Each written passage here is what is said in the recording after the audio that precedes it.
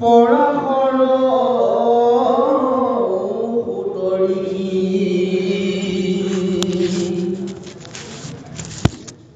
বদৰিকাশ্ৰমত সন্ত ব্যাস বখি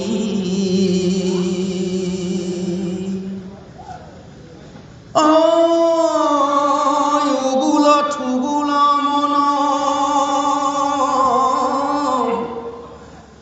নাহি সুখ শান্তি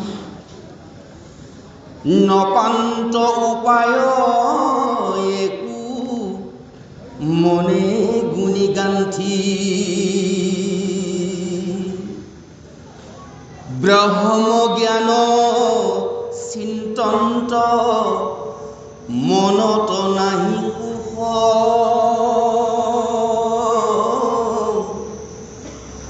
নজানন্ত কৃষক মনত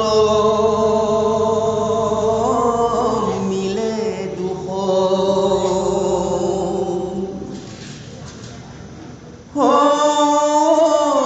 অধুমুখে আছে বখি হুয়া নিশবদ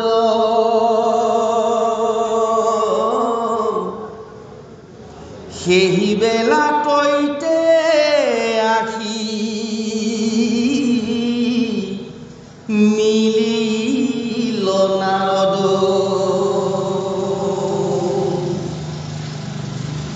হাতে দিব্য বীণা যন্ত্ৰ মুখে ৰাম নাম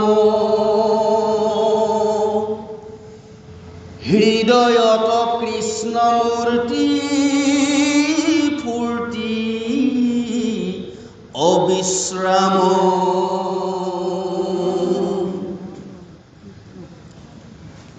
হে ৰাম প্ৰেমে দ্ৰৱে চিত্তয়াতি ৰোমাঞ্চ শৰীৰ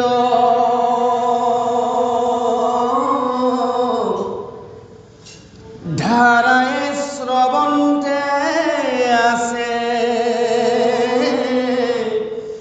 নয়ন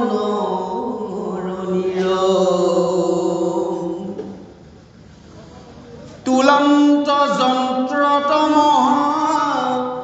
হৰিৰ চৰিত্ৰ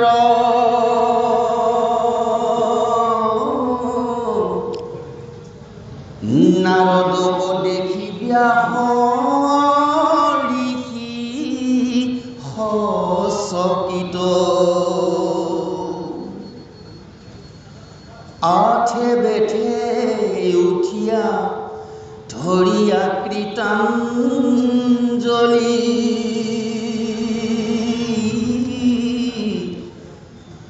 পৰম গৌৰৱে ঋষি পৰিয়া সেৱলি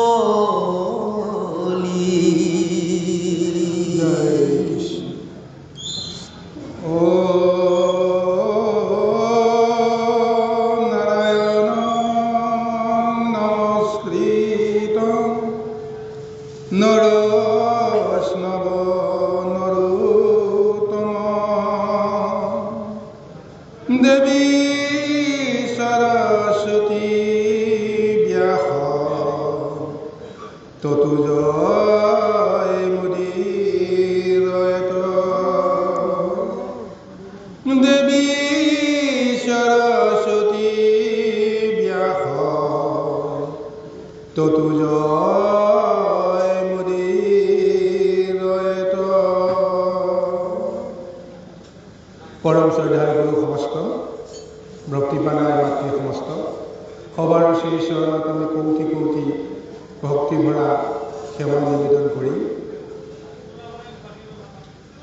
ভাগবত সাৰ্বজনীন ভাগৱত অধ্যয়ন চক্ৰ মানিপুৰত আজি দ্বিতীয় দিনাৰ এই কাৰ্যসূচীত আমি আসনত উপবিষ্ট হৈ পদবন্ধে আমি মহাভাগৱতৰ কিছু আলোচনা কৰিম। এই আলোচনা কালত জানিতে অজানিতে অনেক দুখ ত্ৰুটি নিশ্চয় হ'ব। সমস্ত দুখ ত্ৰুটি আপোনালোকে নিজৰ গাত তুলি গণ্য কৰি মাৰ্জনা কৰে যেন তাৰ বাবে সবাৰ শ্ৰীচৰণ পুনৰ ভক্তি ভৰা সেৱা নিবেদন কৰিছোঁ। সেই গুৰু সমস্ত মহাভাৰতৰ প্ৰথম আখ্যান ব্যাসৰ অশান্তি আৰু নাৰদৰ আগমন, অৰ্থাৎ ব্যাস আৰু নাৰদৰ সংবাদৰ জৰিয়তে মহাভাগৱতৰ শুভাৰম্ভ কৰিছে। এই আখ্যানটো দিয়া মূল কাৰণ এটাই, যি মহাভাগৱত আজি আমি শ্ৰৱণ কৰিছোঁ, কীৰ্তন কৰিছোঁ, যি মহাভাগৱতক ভগৱন্তৰ এটা বাংময় মূৰ্তি বুলি আমি মানি লৈছোঁ, এই মহাভাগৱতক আচলতে বৈকুণ্ঠৰ কল্পতৰু ভগৱন্তৰ এটা ৰূপ বুলি গণ্য কৰা হৈছে।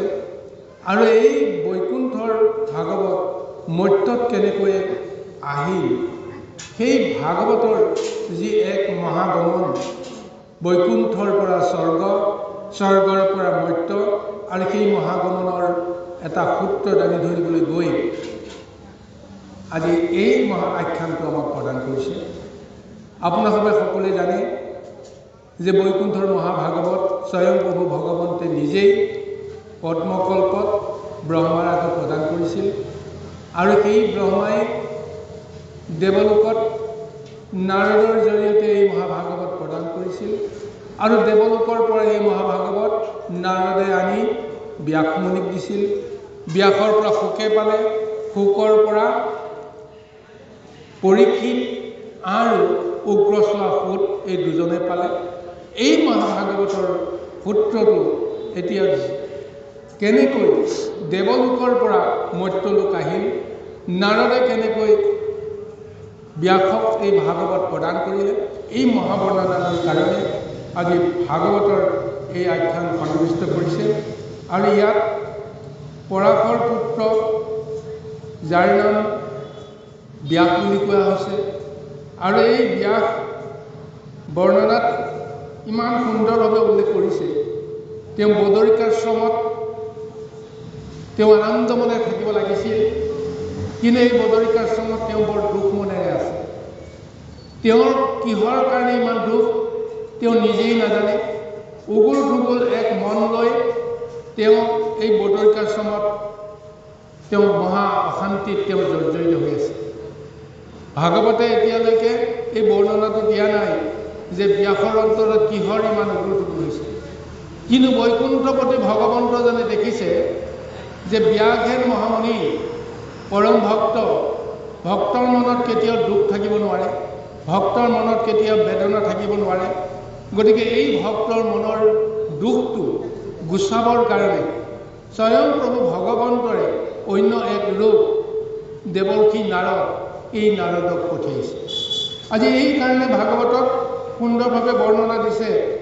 আজি ব্ৰহ্মজ্ঞান চিন্তা কৰি বদৰিকাশ্ৰমত তেওঁ আনন্দ মনে থাকিব লাগিছিল, কিন্তু তেওঁ উগুল টুগুল মনত তেওঁ অশান্তি জৰ্জৰ এটা অৱস্থাত যেতিয়া তেওঁ ইফাল সিফাল কৰি আছিল, আৰু সেই সময়তে হাতত দিব্য বীণা লৈ নাৰদে নাৰায়ণ নাৰায়ণ তেওঁ নাম লৈ মহাগীতৰ ধ্বনিৰে সমস্ত জগত আলোড়িত কৰি তেওঁ ব্যাসৰ ওচৰলৈকে আহিছে বা বদৰিকাশ্ৰমলৈকে আহিছে। আৰু যেতিয়া হঠাৎ নাৰদৰ আগমন ব্যাসৰ জৰিয়তে দৰ্শন হৈ গ'ল, ব্যাসে দেখিছে যে নাৰদৰ অন্তৰত ইমান প্ৰফুল্ল, ইমান মনত তেওঁ আনন্দ, মুখখন দেখিলেই গম পোৱা যায় মুখত নাৰায়ণ নামটো লৈ আছে, আৰু তেওঁৰ হৃদয়ত যেন কৃষ্ণৰ ৰূপ দৰ্শন কৰি আছে। কৃষ্ণৰ ৰূপ দৰ্শন কৰোঁতে কৃষ্ণৰ যিটো ৰূপ, যিটো ৰহস্য, এই তত্ত্বটো নাৰদৰ মনলৈ আহিছে, আৰু কৃষ্ণৰ প্ৰেমত দ্ৰৱীভূত হৈ প্ৰেম আনন্দত তেওঁ যেন ক'ব নোৱাৰা হৈ কৃষ্ণৰ নাম গাই গাই বদৰিকাশ্ৰমলৈকে আহিছে, অৰ্থাৎ ব্যাসৰ সন্মুখলৈ আহিছে। এতিয়া তাতেই ব্যাসে বুজিছে যে মোৰ অন্তৰত ইমান দুখ, অথচ নাৰদৰ অন্তৰত ইমান সুখ। আজি এই অৱস্থাটো দেখা পোৱাৰ লগে লগে খন্তেকতে ব্যাসে নিজৰ দুখৰ কথা পাহৰি আৰু লগতে দেৱৰ্ষি নাৰদ যেতিয়া তেওঁৰ সন্মুখলৈ আহিল, গতিকে অভ্যাগত মহামুনি নাৰদক তেওঁ আপ্যায়ন কৰিবৰ কাৰণে সেৱা আৰু ভক্তি কৰি তেওঁক কেনেকৈ আদৰণি জনাব তাৰ কাৰণে তেওঁ সচেষ্ট হৈছে আৰু এইখিনিয়ে বৰ্ণনা বৰ্তমান পদলৈ আহিছে। আহক এতিয়া নাৰদক দেখা পোৱাৰ লগে লগে ব্যাস সচকিত হৈছে আৰু কি কাৰণেনো নাৰদ ব্যাসৰ ওচৰলৈকে আহিল তাৰ মহাবৰ্ণনা পৰৱৰ্তী পদৰ সুন্দৰভাৱে দিবলৈ প্ৰযত্ন কৰিছে। আমি এই আখ্যানলৈ আগবাঢ়ো নাৰদ আৰু ব্যাসৰ কৃষ্ণ কৃষ্ণ। দিলন্তয়া শনয়ানি বখিবাৰ তৰে পাইদ অঘে গন্ধে ধূপে পুজিলা তৰে প্ৰণিপাতে পুছিলাকো হৰয়া গমন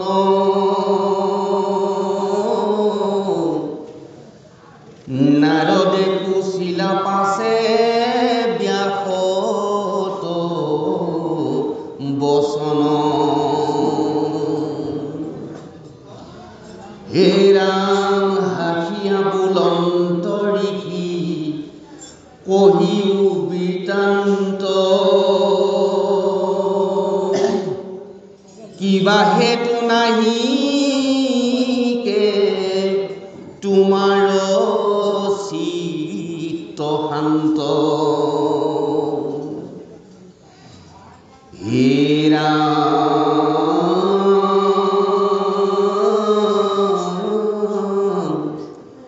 মহা উচ পিছকেন থিৰ নুহি চিত মহন্তৰ মোহ ইটো কিনো বিপৰীত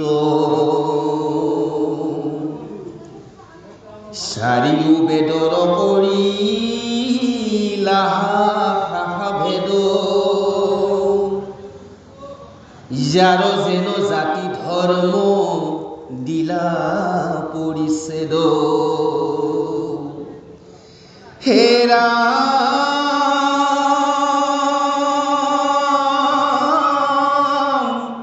কহিলা ভাৰত পুৰাণ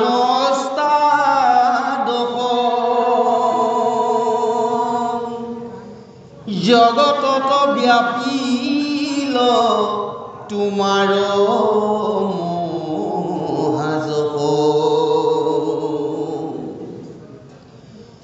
ব্ৰহ্মকো সাক্ষাৎ কৰি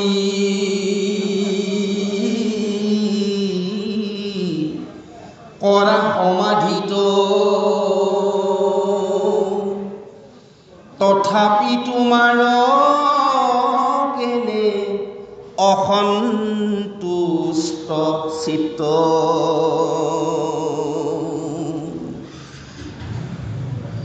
কহিও কৰিহি মুত ইহাৰ কাৰণ হে ৰাম শুনি প্ৰণিপাতে ব্যাসে বুলিলা বচন হওঁ যদি আমি বেদ শাস্ত্ৰত পাৰ্গত কৰুণীতে ঈশ্বৰ অৰ্পণা কৰ্মযত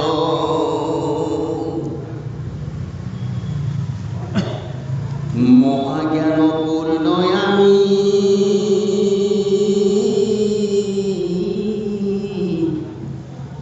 জগত প্ৰখ্যাত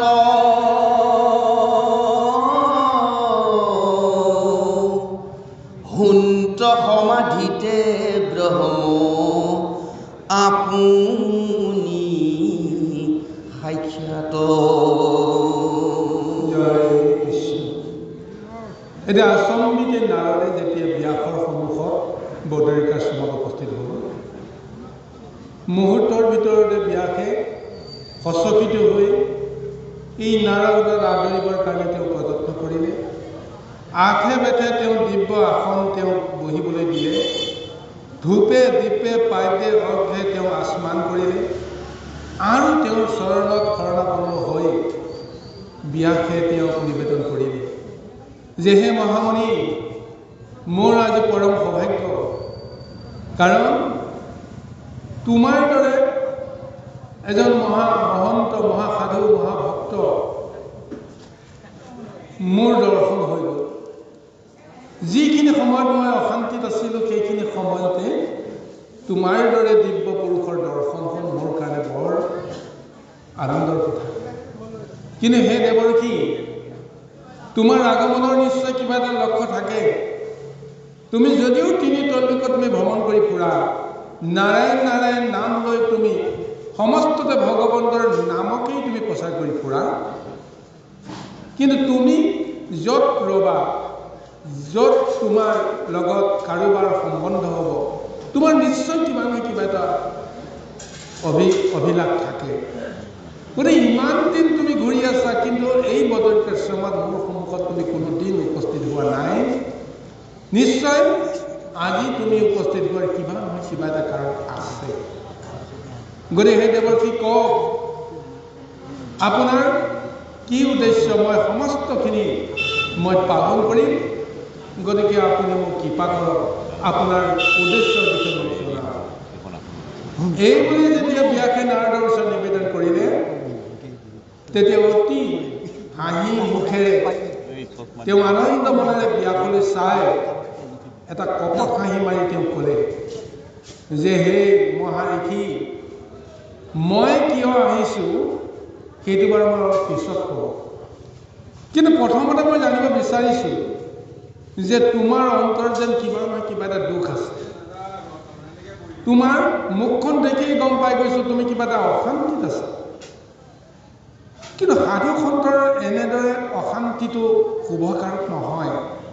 কোনো সাধু মহন্তই কেতিয়াও দুখত এনেদৰে অশান্তিত ম্ৰিয়মান হৈ থাকিব নোৱাৰে। নিশ্চয় কিবা নহয় কিবা এটা অশুভ দিশ আহিব। গতিকে এইকাৰণে মই প্ৰথমতে জানিব বিচাৰিম যে আচলতে তোমাৰ দুখৰ কাৰণ কি। এইখিনি এটা সাংসাৰিক আমাৰ এটা অৱস্থা এটা চিন্তা কৰক। যদি কোনোবা এজন অভ্যাগত যদি এখন গৃহলৈকে আহে, তেওঁৰ উদ্দেশ্য যিয়েই নহওক, সেইজনে যদি আহি এই গৃহস্থৰ যদি বিষণ্ণ মন এটা দেখা পায়, তেওঁ ক'ব লগা কথাটো উদ্দেশ্যটো তেওঁ বৰ্ণনা কৰিবৰ কাৰণে তেওঁ কুণ্ঠিত হ'ব। তেওঁ ভাবি আহিছিল কিবা এটা, কি ক'ম কি নক'ম। যদি এই গৃহস্থৰ মুখখন যদি দেখিয়ে গম পায় যে তেওঁ বৰ দুখত আছে, বৰ শোকত আছে, গতিকে তেওঁ নিশ্চয় কথাটো কেতিয়াও প্ৰথমতে ক'ব নোৱাৰিব। সেইকাৰণে তেওঁ হয়তো খবৰ ল'ব লাগিব যে আচলতে তোমাৰ কি হৈছে কি হোৱা নাই, তাৰপিছতহে বাকীখিনি কথা আহিব। সেইকাৰণে আজি নাৰদেও ব্যাসক কৈছে যে তোমাৰ ইমান মলিন বদন দেখা পায়, এতিয়া মোৰ জানিবলৈ মন গৈছে তোমাৰ দৰে সাধু সন্ত মহন্তজনৰ হৃদয়ত কিয় ইমান দুখ। এই দুখৰ কাৰণটো মই প্ৰথমতে জানিম। আৰু কৈছে যে তোমাৰ দৰে মহন্তই কি কৰিছে চাওক, যে আজি এখন 14 শাস্ত্ৰ 18 পুৰাণ তুমি ৰচনা কৰিলা, বেদ ৰচনা কৰি পেলাই বেদৰ বিভাজন কৰি সকলোকে বুজিব পৰাকৈ সহজলভ্য কৰি দিলা। আৰু এইখিনি কাৰণতে এতিয়া জগতত তোমাৰ গুণ যশ সকলোৱে বৰ্ণনা কৰি আছে। গতিকে তুমি কিমান আনন্দিত হ'ব লাগিছিল। ইমান ভাল কাম কৰাৰ পিছতো তোমাৰ কিয় ইমান দুখ? সকলোৱে তোমাৰ গুণ বৰ্ণনা কৰে, যশ বৰ্ণনা কৰে, অথচ তোমাৰ অন্তৰত দুখ থাকিব নালাগে। গতিকে এই দুখৰ কাৰণটো মই জানিব লাগিব। তাৰপিছতে নাৰদৰ কথা শুনি এতিয়া ব্যাসে যেন কিবা এটা সুযোগ পায় যে তেওঁ মনৰ দুখখিনি তেওঁ প্ৰকাশ কৰিব পাৰে। কোনোবাই নহয় কোনোবাই তেওঁ মনৰ বতৰা ল'ব লাগিব, তেতিয়াহে তেওঁ মনৰ কথাখিনি খুলি ক'বৰ কাৰণে এটা পৰিৱেশ পাব। আজি যেন এই ব্যাসেও তেনেকুৱা এটা তেওঁ সুযোগ যেন নাৰদৰ পৰা পাইছে, আৰু সেইকাৰণে এতিয়া প্ৰণিপাত কৰি নাৰদক তেওঁ ক'বলৈ ইচ্ছা কৰিছে যে তেওঁৰ মনত ইমান দুখ কিয়। আহক আমি পৰৱৰ্তী পদলৈকে আগবাঢ়িম। কৃষ্ণ তথা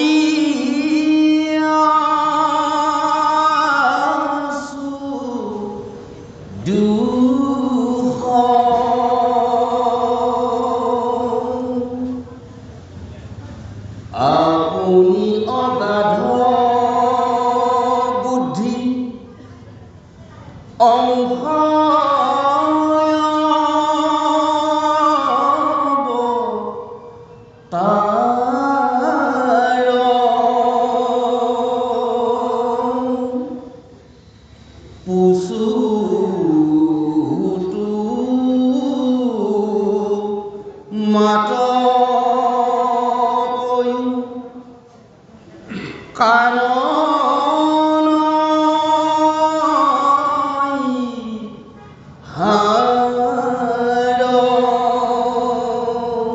এতিয়া ব্যাসে পুনৰ নাৰদক কৈছে যে হে গুৰুদেৱ, আপুনি মোৰ প্ৰশংসা বহুত কৰিব আৰু আপোনাৰ প্ৰশংসাখিনি যথাযোগ্য হয় সমস্ত জগতেও মানি লৈছে। যে আপুনি কৈছে কি যে যেতিয়া মই সমাধি ধাৰণ কৰোঁ তেতিয়া ব্ৰহ্মৰ লগত মোৰ সম্বন্ধ হয়, ব্ৰহ্মপুৰুষৰ লগত মই সম্বন্ধ কৰিব পাৰোঁ, ব্ৰহ্মপুৰুষক সাক্ষাৎ কৰিব পাৰোঁ, তেওঁৰ লগত কথা বতৰা পাতিব পাৰোঁ। এনেকুৱা সৌভাগ্য যিজনৰ হয় সেইজনৰ মনত কেতিয়াও দুখ থাকিব নোৱাৰে। কিন্তু তথাপিও মোৰ মনত কিয় ইমান দুখ মই নিজে জানিব পৰা নাই। গতিকে হে মহামুনি বা হে গুৰুদেৱ, মই আপোনাৰ চৰণতে প্ৰণিপাত কৰি কৈছোঁ যে আপুনি যিহেতু সৰ্বজ্ঞ, আপুনি যিহেতু অন্তৰ্যামী, কাৰ অন্তৰত কি আছে সমস্ত আপুনি জানে। এতিয়া মই মায়াত মজি আছোঁ কাৰণে মই নিজেই বুজিব পৰা নাই মোৰ দুখ ক'ত হ'ল, মোৰ কিহৰ কাৰণে মই অশান্তিত আছোঁ। গতিকে মই আপোনাৰ চৰণতে প্ৰণিপাত কৰি কৈছোঁ হে গুৰুদেৱ, আপুনি মোক কৃপা কৰক। কিহৰ কাৰণে মোৰ ইমান অশান্তি, সেই অশান্তিৰ কাৰণটো আপুনি জানে আৰু সেইকাৰণে আপুনি মোক ব্যক্ত কৰক, তেতিয়াহে মোৰ মন হয়তো শান্ত হ'ব। এই বুলি ব্যাসে নিবেদন কৰিছে। তাৰপিছতো নাৰদে কি উত্তৰ দিয়ে, আহক আমি পদৰ মাজলৈ আগবাঢ়ি। নাৰদ বদতি শুনা মহামুনি ব্যাস, তুমি সে কৰিলা সবে জগতকে নাশ, নিৰন্তৰে পশুৰ লৱাইলা তুমি প্ৰাণ, নাহি মন্দ কৰ্ম আৰু ইহাৰ সমান, আকস্মিতে লোকক কৰাইলা হিংসা ধৰ্ম, নুবুজিলা তুমি উবে দৰত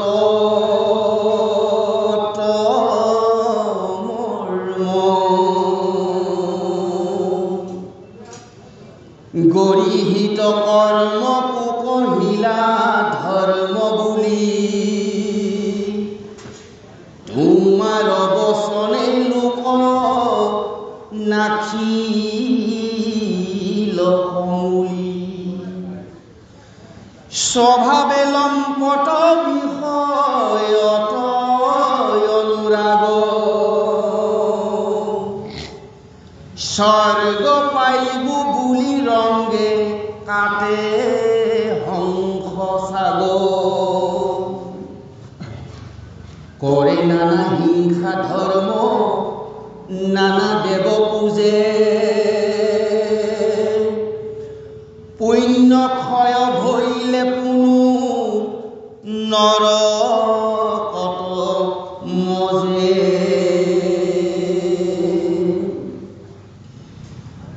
হে ৰাম যদি জ্ঞানী গণে তাক কৰে নিবাৰণ, আউৰ তাৰ বাক্য নমানয় একোজন, বোলে উপালম্ভ কৰি বচন খণ্ডিত, ব্যাসতো অধিক ভৈল এহেন্তে পণ্ডিত। ব্যাসে যেতিয়া নিবেদন কৰিলে যে হে গুৰুদেৱ, মোৰ মনৰ অশান্তিৰ কাৰণ আপুনি জানে, কাৰণ আপুনি অন্তৰ্যামী, গতিকে আপুনি মোক কওক, তেতিয়াহে মোৰ মনৰ এই শান্তিটো আহিব। তাৰপিছত লগে লগে নাৰদে ব্যাসলৈ চাই যেন একেটা শব্দতেই উত্তৰ দিবলৈ, একে শাৰীতে তেওঁ উত্তৰ দিবলৈ তেওঁ যত্ন কৰিলে। তেওঁ সাজু হৈ আছে যে নাৰদে ব্যাসক কি ক'ব লাগে। ব্যাসে শুনাৰ লগে লগে ক'লে যে হে মহামুনি, তুমি আচলতে গোটেই জগতখনকে নাশ কৰি দিয়া। তুমি ক'বই নোৱাৰা তোমাৰ কৰ্মই গোটেই জগতক নাশ কৰি পেলালে। তুমি ক'ব নোৱাৰাকৈ তোমাৰ কৰ্মে বা তোমাৰ দৰ্শনেৰে তোমাৰ উপদেশে সমস্ত জগতক যে পাপত মজাই পেলালে। নিৰন্তৰে পশুৰ লোৱাইলা তুমি প্ৰাণ, নাহিমন্ত কৰ্ম আৰু ইহাৰ সমান। তুমি যি বেদৰ যিটো প্ৰচাৰ কৰিলা, যাগ যজ্ঞ পূজা বিধিৰ জৰিয়তে জীৱই কেনেকৈ সুখ পায়, জীৱই কেনেকৈ ভোগ কৰে, তাৰ কাৰণে তুমি যিটো বিধি ব্যৱস্থা তুমি প্ৰৱৰ্তন কৰিলা, তাৰ ফলত কি হ'ল? নিৰীহ প্ৰাণী জীৱবিলাকক বধ কৰাৰ তুমি ৰাস্তা এটা খুলি দিলা, যাৰ কাৰণত এতিয়া পৰ প্ৰাণ নাশ কৰাৰ সমান মন্দ কৰ্ম এইখন সংসাৰত নাই। সমস্ত প্ৰাণীতে যদি একেজন ব্ৰহ্মপুৰুষৰে যদি পৰমাত্মা যদি বৰ্তি থাকে, সেই পৰমাত্মাই বাস কৰা জীৱবিলাকক বধ কৰিবৰ কাৰণে তুমি এটা ৰাস্তা খুলি দিলা, আৰু সেইটোৱে হৈছে তোমাৰ মহা অপৰাধ, মহাদোষ।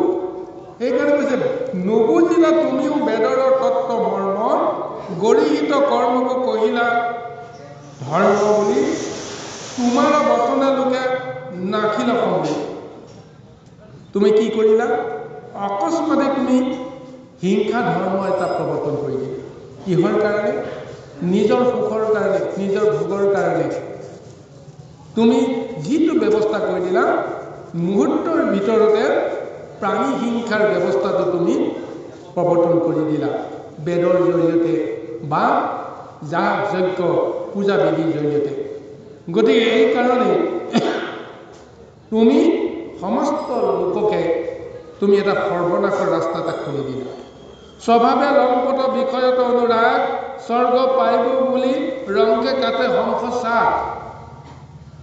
বিষয়ৰ মহাসুখ কোনো জীৱই নিবিচাৰে।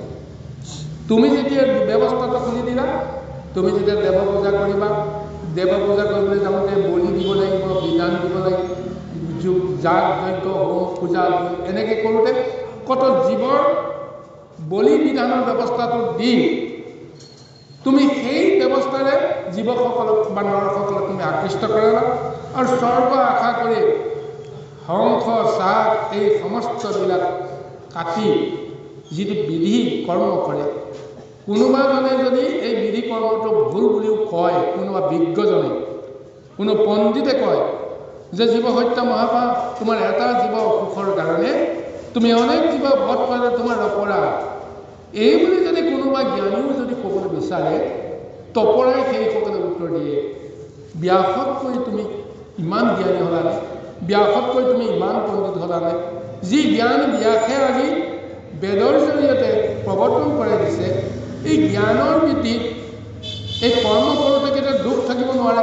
গতিকে এই বিধিত যিসকলে বাধা দিয়ে, তাকো সকলোৱে যেতিয়া নিন্দা কৰিবলৈ বিচাৰে, ব্যাসতকৈ তুমি মহাপণ্ডিত কেতিয়াৰ পৰা হলা বুলি নিন্দা কৰে। এই নিন্দাৰ ভয়তে মহাজ্ঞানীজনেও মনে মনে থাকিবলৈ বাধ্য হয়। কাৰণ প্ৰকৃততে যিজন সৎ সাধু জ্ঞানী, জানি বুজি কেতিয়াও আনৰ নিন্দা তেওঁ গ্ৰহণ কৰিবলৈ ইচ্ছা নকৰে, তাৰ পৰা তেওঁ আঁতৰি থাকিবলৈ, প্ৰয়োজনত তেওঁ মনে মনে নিৰ্বাক হৈ থাকিবলৈ বাধ্য হয়। আজি জগতক তুমি এনেকুৱা এটা অৱস্থালৈকে তুমি লৈ গলা, এইকাৰণে তোমাৰ মহা অশান্তি। কৃষ্ণ এতিয়া ভাগৱতত কৈছে, স্পষ্টই দিছে, ব্যাপক ধৰক বুজাইছে যে এইটো মানে নাৰদে ক'লে যে দান যজ্ঞ ব্ৰত পূজা মিছা এইবিলাক কৰিব নালাগে। এতিয়া আমি সেইবিলাককে পূজা নকৰাকৈ দান কৰি যজ্ঞ পাঠ কৰে, কি যজ্ঞ কৰিলে কি হ'ব, পূজা কি কৰিলে পূজা, এতিয়াতো আমি সেইটোকেতো আমি কৰি আছোঁ। এতিয়া কৃষ্ণ কৰি আছোঁ, তেতিয়াচোন একদম মিছা বুলি জয় কৃষ্ণ। সেইটোতো উত্তৰটো অকণমান কৃষ্ণ বাৰু আৰু দুটা পদৰ পিছতে বিষয়টো অকণমান আলোচনা কৰাৰ সুযোগ এটা আহিব। আহকচোন বাৰু আমি পৰৱৰ্তী পদলৈকে আহোঁ। কৃষ্ণ হে ৰাম প্ৰকটি কহিলা তুমি আনখে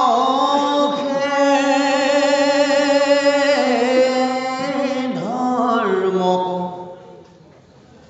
নকৈলা প্ৰখ্যাত কৰি কৃষ্ণ কীৰ্তন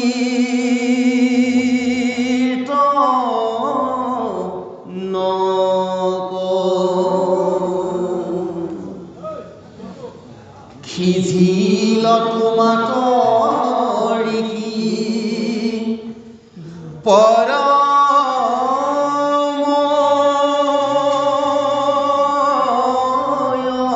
ন্যায় নাহি সুস্থ চিত্ৰ তব সেহি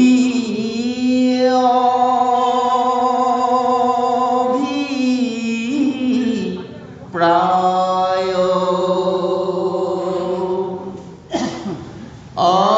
মোৰ উপদেশে কৰা ভাগৱত শাস্ত্ৰ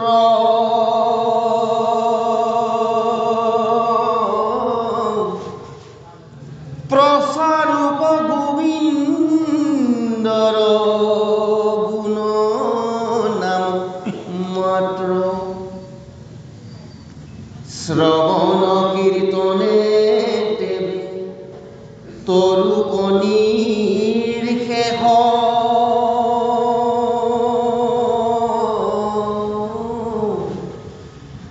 দুৰহ তোমাৰ নৰমহাক্লে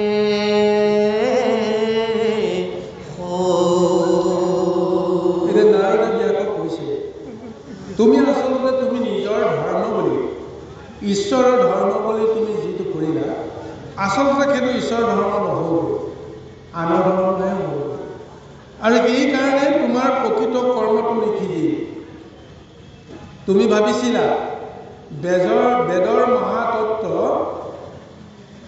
বুজি পোৱাটো ৰহস্য বুজি পোৱাটো সম্ভৱ নহয় এই অল্পমতি নৰে কেনেকৈ বেদৰ তত্ত্ব বুজিব এইকাৰণে তুমি সহজ সৰলভাৱে অল্পমতি নৰসকলে বুজিব পৰাকৈ এক বেদক তুমি 4 ভাগ কৰি দিলা আৰু 4 ভাগ কৰোঁতে কি হৈ গ'ল বেদৰ ৰহস্যটো বোলে লোপ পাই গ'ল তুমি নিজেই গম নাপাবা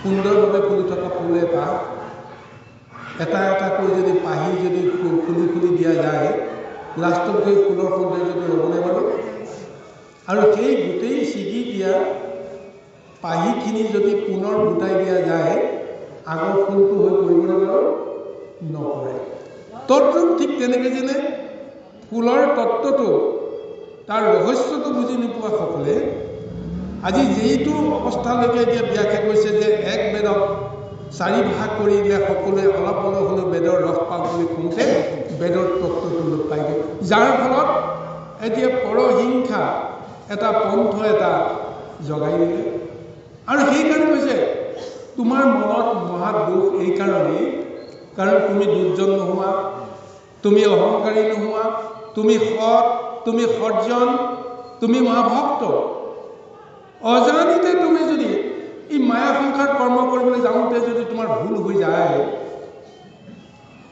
তোমাৰ অন্তৰাত্মাই কৈ দিয়ে যে তোমাৰ আচলতে ভাল বুলি কৰা কৰ্মটো কিন্তু লোকৰ কাৰণে বেয়া হয় আৰু তেতিয়াই তোমাৰ অন্তৰাত্মাত এনেকুৱা ভাৱবিলাক আহে আৰু তুমি যে জগতৰ অকল্যাণ কৰিলা তাৰ কাৰণে তোমাৰ এইটো দুখ হৈছে গতিকে তোমাৰ এই দুখটো যদি আঁতৰাব লাগে তেতিয়াহ'লে মই তোমাক এটাই পৰামৰ্শ দিম তুমি কৃষ্ণৰ গুণগান তুমি যত কীৰ্তি তুমি প্ৰচাৰ কৰিবৰ কাৰণে ভাগৱত তুমি ৰচনা কৰা ভাগৱত তুমি প্ৰচাৰ কৰিব লাগিব ভাগৱত প্ৰচাৰ কৰিলেহে ইতিমধ্যে হৈ যোৱা তোমাৰ যিমানখিনি দুখ ত্ৰুটি ভুল ভ্ৰান্তি সেইবিলাকৰ পৰা তুমি ৰক্ষা কৰিবা অৰ্থাৎ এইখিনিতে আচল ৰহস্যটো ভাগৱতত সুন্দৰভাৱে ইয়াত নিহিত পাই থৈছে ব্যাসে ভুল কৰিলে নাৰদৰ মতে ব্যাসৰ চিন্তা কৰিলে মই ভুল কৰোঁ কিন্তু প্ৰকৃততে ব্যাসে ভুল কৰিব নোৱাৰে কিয় নোৱাৰে যদি আমি এটা দৃষ্টিৰে চাওঁ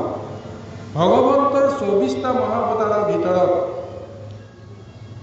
ব্যাস আৰু নাৰদৰ একোটা অৱতাৰ আমি মনুষ্যহে আমি ভুল কৰিব পাৰোঁ মায়াত থকা সকলে ভুল কৰিব পাৰোঁ কিন্তু ভগৱন্তই যিটো ৰূপ লৈ আহে আনৰ দৃষ্টিত তেওঁ ভুল হ'ব পাৰে, কিন্তু ভগৱন্তৰ দৃষ্টিত সেইটো কেতিয়াও ভুল নহয়, কাৰণ আগৰ পৰাই পূৰ্ব পৰিকল্পিত এটা ব্যৱস্থাৰ কাৰণে আহিয়েই তেওঁ ভুল কৰাই দিয়ে। আজি ব্যাসে ভুল কৰিলে, ব্যাসে ভুল কৰা মানে ভগৱন্তে ভুল কৰিলে, আৰু ব্যাসৰ ভুলটো শুধৰাই দিবৰ কাৰণে আৰু এজন ভগৱন্ত আহিল নাৰদৰ ৰূপ লৈ। অৰ্থাৎ এজন ভগৱন্তে ভুল কৰিলে, আনজন ভগৱন্তে আহি ভুলটো ধৰিলে, আৰু তাৰপিছত উপায়টো দিলে যে শ্ৰী হৰি প্ৰভু ভগৱন্ত বিষ্ণুৰ গুণলীলা যশ কীৰ্তন প্ৰচাৰ কৰিলেহে এই সমস্ত মায়া সংসাৰৰ পৰা দুখ দৈন্য সমস্তবিলাক আঁতৰি যাব। অৰ্থাৎ আজি আমাৰ এই প্ৰভুজনে যিটো মানে সংশয় অলপ আগতে ব্যক্ত কৰিলে যে আমি পূজা যাগ যজ্ঞ বলি বিধান আমিতো এনেই কৰা নাই, বিধিমতে আমি কৰিছোঁ, তেতিয়াহ'লে দুখটো আমাৰ কিয় লাগে? গতিকে এয়াই হৈছে প্ৰভু ভগৱন্তৰ মায়া লীলা। তেওঁ অনন্ত কাললৈ সংসাৰত মায়া লীলাই কৰি থাকিব লাগিব। মায়া লীলা কৰিবলৈ যাওঁতে অজ্ঞান অন্ধকাৰৰ জীৱবিলাকক ডুবাই দিয়ে সৃষ্টিলৈ আনি, তাৰপিছত দিশহাৰা কৰি পেলাই কোনটো বাটেৰে যাম, কলৈ যাম, কি কৰিম। গতিকে এই দিশ যেতিয়া হেৰুৱাই পেলায় সেইসকলে সংসাৰখনত ঘূৰি থাকিব লগা হয়। সংসাৰৰ জীৱবিলাকে যদি ঘূৰি থাকে ভগৱন্তে তেতিয়াই তেওঁ লীলাটো কৰি থাকিব পাৰে। গতিকে তাৰ জৰিয়তে তেওঁ এটা কথা কৈছে যে মায়াৰ স্বৰূপৰ পৰা কেনেকৈ উদ্ধাৰ পায় তাৰ ব্যৱস্থাটোকো এতিয়া কৰিব লাগিব। এতিয়া ব্যাসক কৈছে তুমি ভুল কৰিলা, ভুলটো তুমিয়ে শুদ্ধ কৰিব লাগিব, কাৰণ যিয়ে এবাৰ ভুল কৰে সেই ভুলটো বেলেগে আহি কেতিয়াও শুদ্ধ কৰি দিব নোৱাৰে। ভুল কৰোঁতা যদি শুদ্ধটোকো কৰি দেখুৱাব লাগিব। এইকাৰণে এই মহা ভাগৱত ব্যাসৰ জৰিয়তে তেওঁ লিখিবৰ কাৰণে প্ৰচাৰ কৰিবৰ কাৰণে প্ৰযত্ন কৰিলে। আনৰ জৰিয়তে কৰিব পাৰিলে কিন্তু নকৰিলে। তুমি যেতিয়া দুখ কৰিছা, দুখটো কেনেকৈ গুণলৈকে পৰিণত কৰিব লাগিব সেইখিনি কাম তুমি কৰিব লাগিব। গতিকে এইকাৰণে ভগৱন্তৰ ইচ্ছাত মায়া সংসাৰত জীৱবিলাকক ডুবাই ৰাখিবৰ কাৰণে যিসকল অজ্ঞানী সেইসকলক ডুবাই ৰাখিয়ে ভগৱন্তে লীলাটো কৰিব। এয়া হৈছে ভাগৱতৰ মূল তত্ত্ব। আৰু সেইকাৰণে তেওঁ নিজেই আহি ব্যাসৰ ৰূপত, তেওঁ পৰাশৰ পুত্ৰ বুলি পৰিচয় দিছে এইটো বেলেগ কথা, কিন্তু তেওঁতো যিহেতু ঈশ্বৰ অৱতাৰ, তেওঁই ভুলটো কৰিছে, ভুলটো কৰি লোকক দেখুৱাইছে যে ঈশ্বৰে ভুল কৰিব নোৱাৰে, মনুষ্যহে ভুল কৰিব পাৰে। কোনে ভুল কৰিলে? যে পৰাশৰ পুত্ৰ ব্যাসে ভুল কৰিলে। নাৰদে আহি দেখুৱাই দিলে আচলতে তোমাৰ ভুল, তুমি এতিয়া শুদ্ধ কৰিবা। যেনেকৈ বেমাৰ বীজাণু এটা যেতিয়া বিয়পি পৰে, সকলোৰে দেহত যেতিয়া বিয়পি পৰি আছে, এই বেমাৰ বীজাণুটো নাশ কৰিবৰ কাৰণে বিকল্প এটা মেডিচিন উলিয়াব লাগিব, প্ৰতিষেধক। এই বেমাৰ বীজাণুটো সেই প্ৰতিষেধক লোৱা সকলৰ দেহত প্ৰৱেশ কৰিলেও বীজাণুটোৱে যেন একো কৰিব নোৱাৰে। এণ্টিবায়'টিক বুলি কৈ যাক কোৱা হয়। গতিকে আজি এণ্টিবায়'টিকৰ ৰূপত, বীজাণুনাশকৰ ৰূপত ভাগৱত প্ৰচাৰ কৰিবৰ কাৰণে এতিয়া স্বয়ং প্ৰভু ভগৱন্তে এই মহালীলা কৰি নাৰদৰ জৰিয়তে এই মহা উপদেশটো দিছে। তোমাৰ মনৰ পৰা দুখখিনি নাইকিয়া কৰিবৰ কাৰণে তুমি মহাভাগৱত ৰচনা কৰা। আৰু মহাভাগৱত ৰচনা কৰিবৰ কাৰণে তোমাৰটোতো শক্তি নাই, সাধ্য নাই। গতিকে মই তোমাক কেনেকৈ ভাগৱত দান দিব লাগে, মই তোমাক সেইখিনি দিবৰ কাৰণে তোমাৰ ওচৰলৈ আহিছোঁ। আহকচোন বাৰু আমি পৰৱৰ্তী প্ৰদৰ্শনলৈ আগবাঢ়ো। কৃষ্ণ। যদ্যপি ভগতি নৱবিধ মাধৱৰ শ্ৰৱণ কীৰ্তন তাতো হুয়ো শ্ৰেষ্ঠতৰ অৰ্চন বন্দন ধ্যান সমস্ততে কৰি যশ কীৰ্তনত আতি তুষ্ট হুন্ত হৰি ভকতে প্ৰত্যেক গাঁৱে গুণ নামচয় তাৰ মালা গান্ঠিয়া পিন্ধন্ত কৃপাময় হেন জানিয়া কৰিহি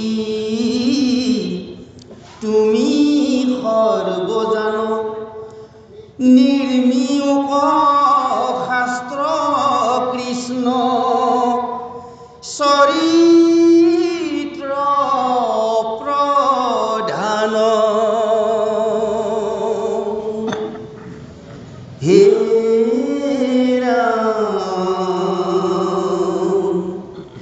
যিটো বাক্যে নাহি নাম কৃষ্ণৰ চৰিত্ৰ উচিষ্ট গৰ্তটো পৰি সিটো অপবিত্ৰ হে ৰাম কাকতুল্য কামি পুৰুষৰ দাঁতৰতি ভকতৰ নাহি তাত অভিলাষমতি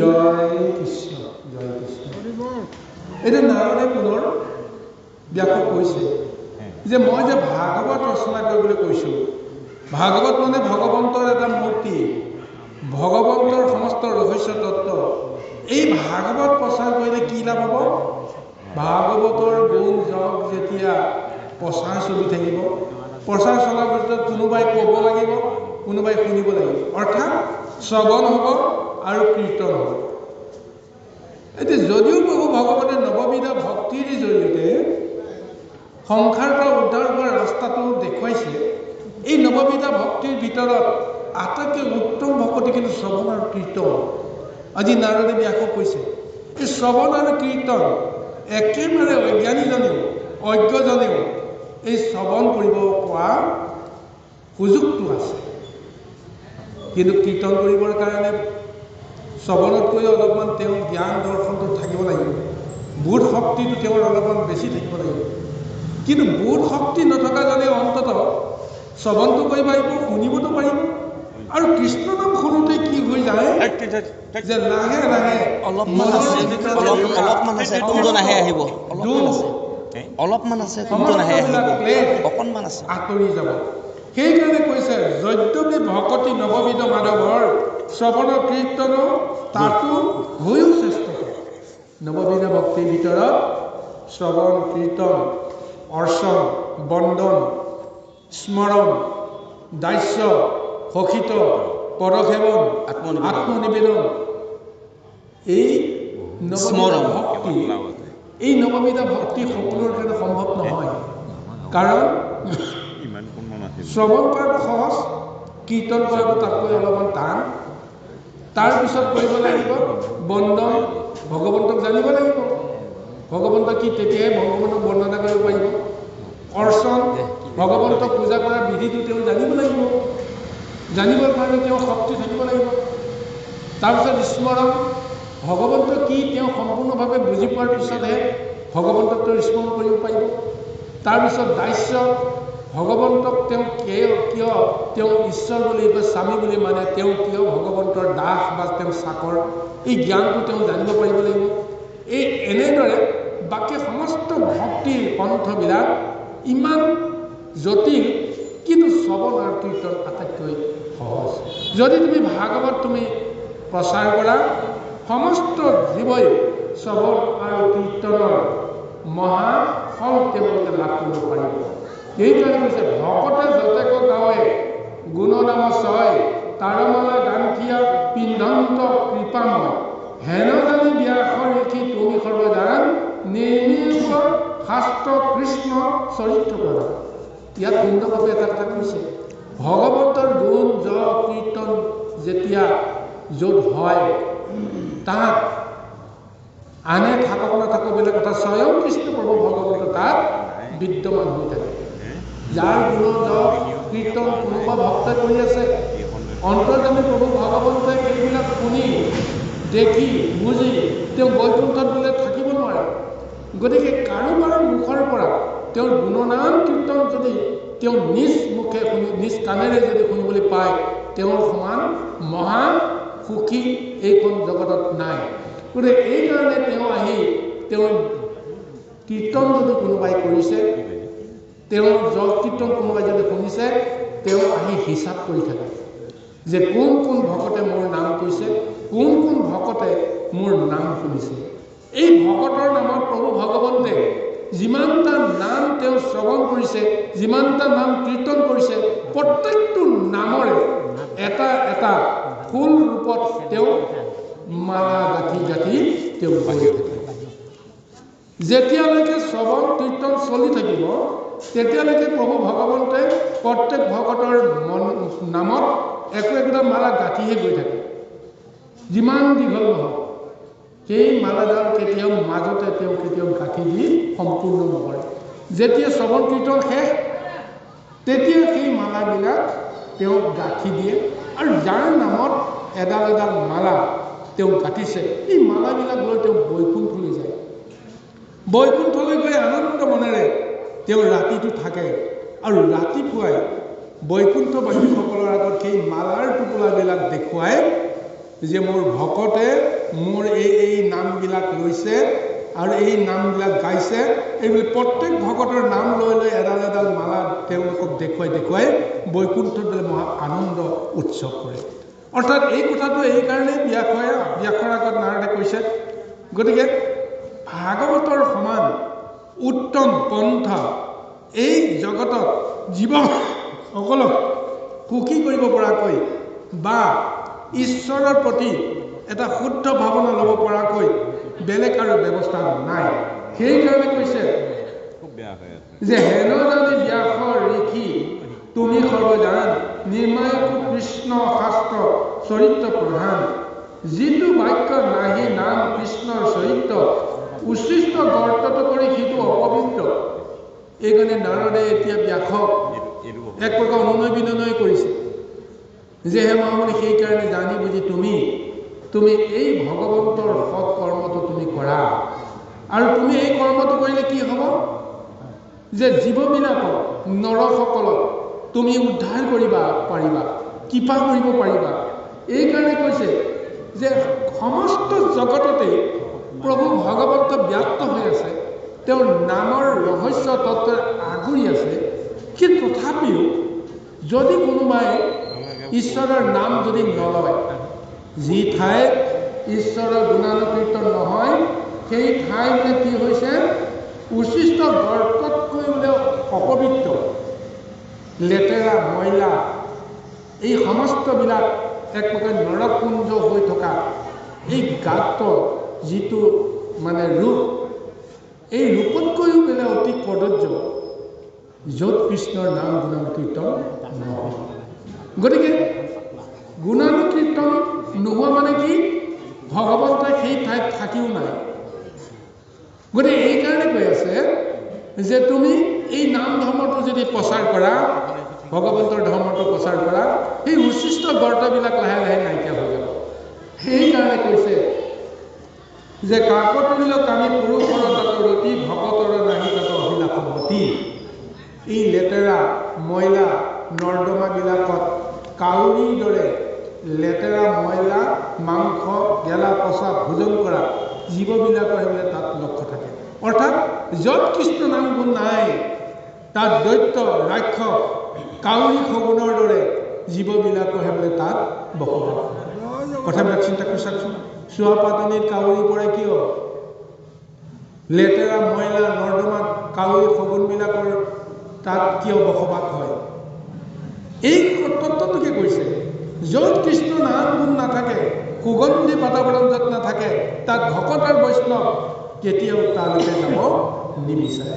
গতিকে তুমি ভাগৱতৰ জৰিয়তে সেই সুগন্ধি পৰিৱেশ তুমি জগতত প্ৰচাৰ কৰিব কাৰণে কৃপা কৰিব লাগে। কৃষ্ণ এইখিনি মই কথা এটা সুধিব কৈছোঁ। কৃষ্ণ ভাল কথা কৈছে। এতিয়া যিমানখিনি কথা কৈ আছে এতিয়া কৃষ্ণ এতিয়া যিখিনি আৰু এতিয়া লাষ্টত যিখিনি কথা কৈছে ভক্তি ৰসৰে ভৰপূৰ হৈ আছে নেকি? ভক্তি ৰসৰ য'ত ভৰপূৰ হৈ থাকে তাতে কৃষ্ণ আবদ্ধ নেকি? কৃষ্ণ সেই কথাটোকে ইয়াত কৈছে, সেই তত্ত্বটোকে কৈছে। য'ত কৃষ্ণৰ গুণগান নাই তাত কৃষ্ণ নাথাকে, থাকিও নাই। এতিয়া আমাৰ দেহত কৃষ্ণ নাই জানো? যদি মই দৈত্য হওঁ, দানৱ হওঁ, তেতিয়া কৃষ্ণৰ যিটো শক্তি, কৃষ্ণৰ যিটো গুণ, যিটো প্ৰভাৱ, সেই প্ৰভাৱটো জানো প্ৰকাশ পাই জানো?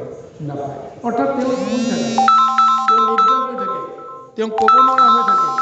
গতিকে এইটো কাৰণতে আজি এই বৰ্ণনাটো দিছে যে সমস্ত জগততে কৃষ্ণ ব্যাপী আছে, কিন্তু তেওঁৰ নাম গুণৰ অভাৱ হৈ গৈছে। কাৰণ তুমি যিটো বেদপন্থ বিচাৰি স্বৰ্গপন্থৰ যিটো ব্যৱস্থাৰ কাৰণত তুমি আজি সেই যাগ যজ্ঞ পূজা বিধি এই সমস্তবিলাক যেতিয়া তুমি প্ৰৱৰ্তন কৰিলা, গতিকে এইটোৰ কাৰণতে জীৱবিলাকৰ ধ্বংসৰ এটা ৰাস্তা খোল খাই গৈছে। গতিকে তাক যদি তুমি পৰিৱৰ্তন কৰিব লাগে বা তুমি যদি ঈশ্বৰৰ কৃপাৰ যদি পাত্ৰ কৰাব লাগে, তেতিয়াহ'লে তুমি ভাগৱত প্ৰচাৰ কৰিবা। ভাগৱতৰ গুণ যশৰ নামৰ জৰিয়তে ভগৱন্তে ভকতক মহাকৃপা কৰিব আৰু তাৰ ফলতে জীৱবিলাকে এটা মহামুক্তিৰ ৰাস্তা বিচাৰি পাব। কৃষ্ণ যিটো শাস্ত্ৰে আছে গুণ নাম মাধৱ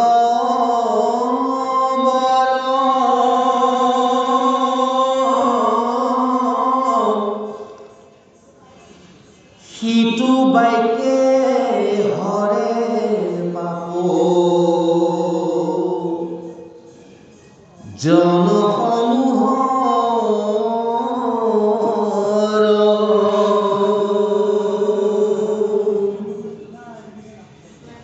ভকতি বিহীন জ্ঞান কৰ্ম হবে ব্যৰ্থ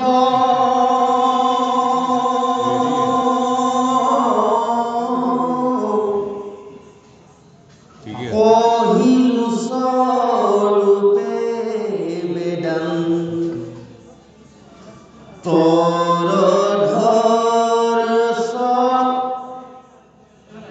তত্ত্ব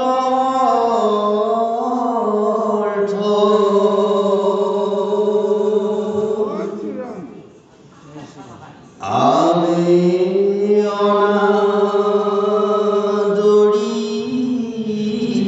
জ্ঞান স্বধৰ্মণিৰ শেষ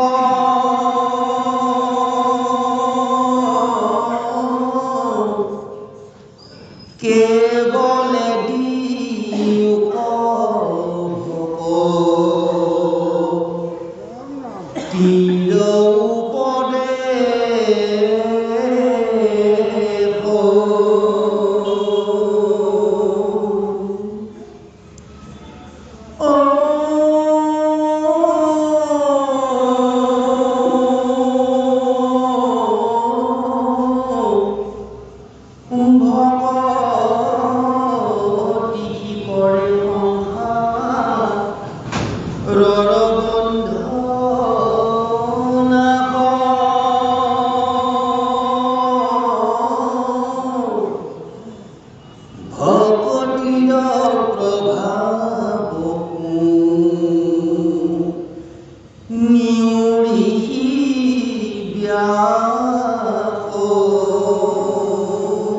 এতিয়া পুনৰবাৰ অতি সহজ সৰলভাৱে ব্যাসক বুজাই দিছে যে যিটো শাস্ত্ৰ কৃষ্ণ মাধৱৰ গুণৰ নাম নিহিত হৈ আছে, সেই শাস্ত্ৰ কীৰ্তন কৰাৰ লগে লগে শ্ৰৱণ কৰাৰ লগে লগে হৃদয়ত থকা সমস্ত পাপবিলাক আঁতৰি যায়। আৰু লগতে কৈছে যে কৃষ্ণ নাম য'ত জড়িত হৈ আছে আৰু সেই কৃষ্ণ নামত সংগতি কৰা মানে তেওঁ ভকতি কৰা। ভগৱন্ত কৃষ্ণক প্ৰেৰণাৰ উপায় হিচাপে যিসকলে একাত্মভাৱে চিন্তা কৰি কৃষ্ণ নাম লয় আৰু সেইসকলে যিটো আচৰণ কৰে সেয়াই হৈছে ভকতি। অৰ্থাৎ ভকতি বাহিৰে এইখন সংসাৰত তৰি যাব পৰা বিহীন জ্ঞান কৰ্ম হবে ব্যৰ্থ কহিলু স্বৰূপে বেদান্তৰ তত্ত্ব অৰ্থ বেদান্তৰ সমস্ত তত্ত্ব অৰ্থ এটাই যে কৃষ্ণৰ নাম সেই নামৰ তত্ত্ব সমস্ততে মানে নিয়োজিত হৈ আছে আৰু সেই কাৰণে সেই তত্ত্বটো আমি ল'ব পাৰিব লাগিব সেই অৰ্থে এতিয়া কৈছে যে তুমি এই কৃষ্ণৰ তত্ত্ব জানি বুজি এতিয়া সমস্ত জগতক কৰ্মবন্ধনৰ পৰা মুক্ত কৰিবৰ কাৰণে তুমি ভাগৱত মহাতত্ত্ব আলোচনা কৰিবৰ কাৰণে তুমি এটা পৰিৱেশ দিয়া ভাগৱত তুমি ৰচনা কৰা পঢ়ো নহয় এইখিনিতে কথা এটা আহিল দেই আপোনালোকে কথাটো হেৰি নহয় জানিবৰ কাৰণে দিয়ক কওকচোন ভক্তিৰ ৰস ভকতি এতিয়া ভকতি নহ'লেতো কাম নহয় বুলি কয় আৰু ভকত আৰু ভকতি ভক্তি ৰসৰ মাজৰ পাৰ্থক্যখিনি অকণমান জানিলে ভাল লাগে কৃষ্ণ বিশেষ আৰু বিশেষণ যিটো আমাৰ বিজ্ঞানৰ মতে ব্যাকৰণৰ মতে কথাটো সেইটোৱে ভকতে যিটো আচৰণ কৰে সেয়া হৈছে ভকত একেবাৰে চমু কথা নহয় ভকত হ'ল কিন্তু ভকত হৈ বুলি ভকতি কৰিব লাগিব ভকত হ'লে ভকতি কৰিবই ভকত যদি হয় তেওঁ ভকতি কৰিবই ভকত হ'লেও তেওঁতো এনেই বহি নাথাকে ভকতি কৰিলে কি আহিব ভকতি কৰি যদি তেওঁ অন্তৰাত্মাই কয় যে এইখন সংসাৰ চব মিছা কৃষ্ণহে সঁচা হয়নে চবেই নানা ধৰণৰ দুখ কষ্ট বেদনা এই সমস্তবিলাককে দিয়ে কিন্তু কৃষ্ণই মহা আনন্দৰ দিয়ে কৃষ্ণহে আমাক কৃপা কৰে কৃষ্ণ নহ'লে আমি থাকিব নোৱাৰোঁ কৃষ্ণ নহ'লে আমি জীয়াই থাকিব নোৱাৰোঁ এই মহত্তত্বটো যদি তেওঁ যদি বিশ্বাস কৰি পেলাই হে প্ৰভু তুমি মোক ৰক্ষা কৰা কাৰণ তোমাৰ বাহিৰেতো মোক বেলেগে ৰক্ষা কৰিব নোৱাৰে গতিকে সেই কৃষ্ণক ভজনা কৰিবলৈ যাওঁতেই তেওঁৰ অন্তৰাত্মাত সেই জ্ঞানৰ এটা প্ৰসাৰ হ'ব নহয় এই জ্ঞানটো আহি গ'ল যে কৃষ্ণ ক'ত আছে কৃষ্ণটো অদৃশ্য পৰমাত্মা ক'ত আছে কৃষ্ণ গতিকে তেওঁৰ সেই জ্ঞানত আহিব কি যে যত জীৱ জংগম কীট পতংগম অগণগ জগতেৰি কায়া সমস্ত জীৱতেই প্ৰভু ভগৱন্তী আত্মৰূপে আছে তেতিয়াহ'লে তেওঁৰ মনত এটা ভাৱনা আহি যাব যাক দেখা পায় তেওঁ কিন্তু অন্য জীৱ বুলি তেওঁ নাভাবে ভগৱন্তৰ আত্মা বুলিহে তেওঁ ভাবে যদি সেই জীৱবিলাকক তেওঁ ভগৱানৰ আত্মা বুলি ভাবে ঈৰ্ষা দেহ হিংসা কপটতা কাম ক্ৰোধ লোভ মোহ এই ইন্দ্ৰিয় আসক্তিবিলাক লাহে লাহে তেওঁ দেহৰ পৰা নাইকিয়া হৈ যাব কেৱল কুকুৰ চিগালকো গদৰ ভৰু আত্মাৰাম জানিয়া কৰিবা অবাকুব কৰিব প্ৰণাম বুলি এই যিটো আচৰণ আহিব সেই আচৰণটোৱেই ভক্তি তেওঁ বিনয় সততা নম্ৰতা এই গুণবিলাক প্ৰকাশ পাব খং ৰাগ ক্ৰোধ এই সমস্তবিলাক লাহে লাহে আঁতৰি যাব আৰু সেই আচৰণটোৱেই হৈছে ভকতি আৰু সেই আচৰণটো পোৱাৰ লগে লগে তেওঁ সংসাৰ কৰিব পৰা ব্যৱস্থাটো পাই যাব এয়াই হৈছে ভাগৱতৰ তত্ত্ব কৃষ্ণ আহক স্বধৰ্মকতে ভজে কৃষ্ণ সম্প্ৰতি তাতপে প্ৰেম পূৰ্ণ যেবে নগৈল ভগতি ভৈল ভ্ৰষ্ট যদি বা অল্পতে গৈল প্ৰাণ জানা নাহি তথাপি তাহাৰ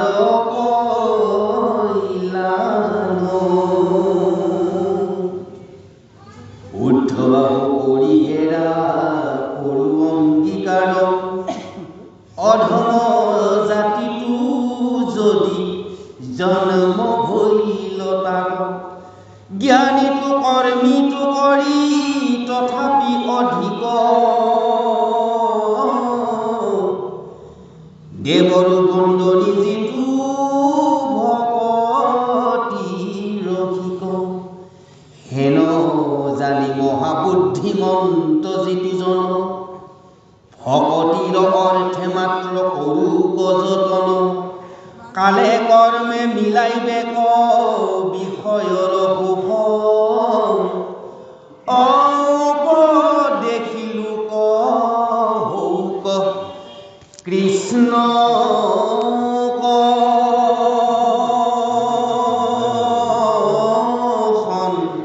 এতিয়া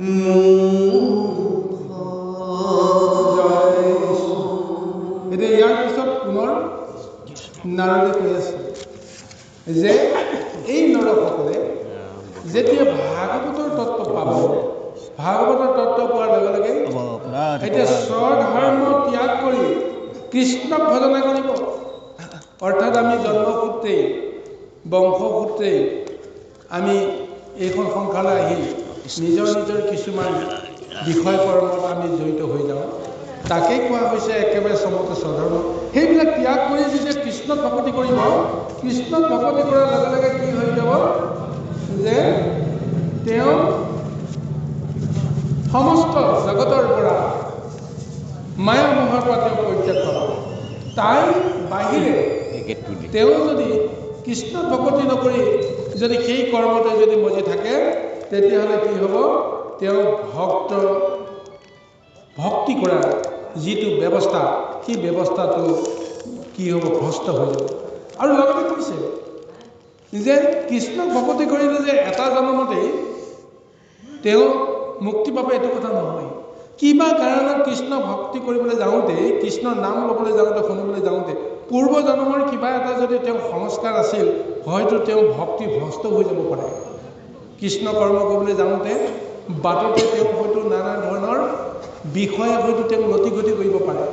কিন্তু তাৰ পিছতো ভগৱানে কৈছে লতি গতি কৰিলে বুলিয়ে সেই ভকতি কৰ্মখিনি বিনষ্ট নহয়। এই কথাটো তুমি জানি ল'বা। কাৰণ এবাৰ যদি কৃষ্ণ ভকতি কৰে, এই ভকতি ধন তেওঁ চিৰদিনৰ কাৰণে ৰৈ যাব। তাৰ ভোগটো তেওঁ এদিন হ'লেও কৰিব। গতিকে ভকতি ধন উপাৰ্জন কৰিলে সেই ধন কেতিয়াও নষ্ট নহয়। সেইকাৰণে কৈছে যে ভ্ৰষ্ট কৰিলে যদি বা অল্পতে কৰিলে প্ৰাণ জানা নাই সি তথাপি তাহাৰ অকল্যাণ। ঈশ্বৰ কৰ্ম কৰোঁতে কৰোঁতে কৰ্মটো সাধন নহ'ল, মাজ বাটতে তেওঁ ইহলীলা তেওঁ ত্যাগ কৰিব লগা হ'ল বা মৰিব লগা হ'ল। গতিকে এইসকলে গতি পাব নে নাপাব? তেওঁ কৈছে তেওঁৰ জীৱনটোৱে যিটো মহাগতি পাব, মহাকল্যাণ হ'ব, পৰৱৰ্তী জন্মত তাৰ ফলটো তেওঁ পাই যাব। সেইকাৰণে মই কৈছোঁ যে ঊৰ্ধভাৱ কৰি খেলা কৰোঁ অংগীকাৰ, অধৰ্ম জাতিটো যদি জন্ম হৈল তাৰ জ্ঞানীটো কৰ্মিত কৰি তথাপি অধিক দেৱৰ বন্দনী যিটো ভকতি ৰসিক। যিজন মহাভক্তৰ ভক্তি মহাৰসিক যিজন, সেইজন যদি অধম চাণ্ডাল বা অন্যজন নিজ জাতিটো যদি জন্ম হয়, তথাপিও যদি কৃষ্ণক ভকতি কৰে, তেওঁ কিন্তু তৰিব। গতিকে সেইজনক জ্ঞানী কৰ্মী মহাবিষয়জনতকৈ তেওঁলৈ বহু গুণে উচ্চ। সেইকাৰণে জানি বুজি হেন জানি মহাবুদ্ধি মন্ত্ৰ যিটো জন ভকতিৰ অৰ্থমাত কৰোঁ যতন। আজি এই মহাপদেশটো দিছে সংসাৰ তৰিবৰ কাৰণে যিসকল মহাবুদ্ধিয়ক, বুদ্ধি কৰি কম কষ্টতে অনেক তেওঁ ফল লাভ কৰিব পাৰে, সেইজনে হৈছে বুদ্ধিয়ক। সংসাৰ তৰিবৰ কাৰণে বিস্তৰ জ্ঞানৰ প্ৰয়োজন নাই। যদি এই কৃষ্ণক ভকতি কৰে, তেওঁ সংসাৰ তৰি যাব পাৰে। সেইকাৰণে বুদ্ধিয়কজনে ভকতি কৰে, ভকতি কৰিয়েই তেওঁ সৰ্বসিদ্ধি সাধন কৰিব পাৰে। এইকাৰণে এই তত্ত্বটোকে আমাক কৈছে কালে কৰ্মে মিলাইলে বিষয়ক সুখ, উপদেশী লোকসক কৃষ্ণত সন্মুখ। আমি কাল কৰ্মৰ পূৰ্ব জন্মৰ সাধনাৰ কাৰণতে আজি এই জন্মত নানা বিষয়ৰ সন্মুখীন আমি হ'ব লগা হৈছোঁ। দুখ কষ্ট বেদনা আমি পূৰ্বজন্ম সংস্কাৰ সূত্ৰে পাইছোঁ। কিন্তু তাৰ পৰা পৰিত্ৰাণ পাবলৈ এটাই উপায় যে উপদেশী গুৰুৰ চৰণত শৰণ লৈ ভগৱন্তৰ নাম গুণ হৃদয়ত ধাৰণ কৰি ভগৱন্তক ভক্তি কৰিব লাগিব। আৰু যি ভক্তিৰ মহা দৰ্শন ভাগৱতে